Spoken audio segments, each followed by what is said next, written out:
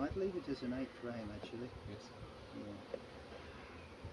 Yeah, just give yourself a bit of room. And what you do is you always do that. You push them together because this is very precise. This gap here. Yes. It's the bloke called Langstroth worked it out in the late 1800s. It's the gap that bees need to get through and do and work, but not so big that they build comb across it. If the gap's too big, they'll try and build extra comb in the middle.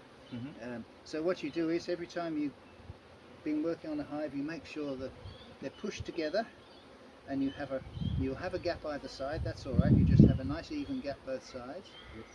And what I suggest you do, what you usually do, get a piece.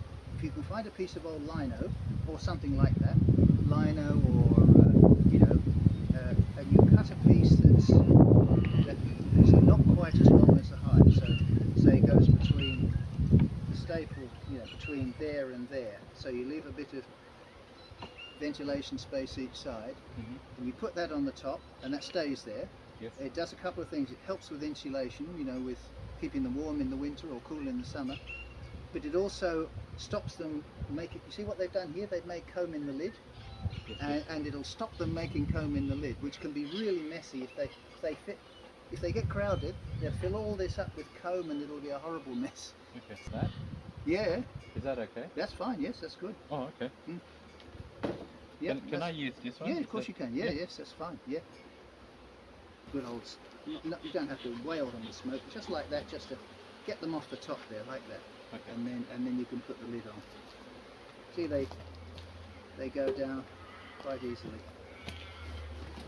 If you give them too much smoke, they get aggressive. They don't like it. I always liken it to humans drinking alcohol. A little bit makes you all happy and relaxed, but if too much, then you get drunk and you get aggressive. You don't. I mean, you can if you want to, but there's no real need to look at that until.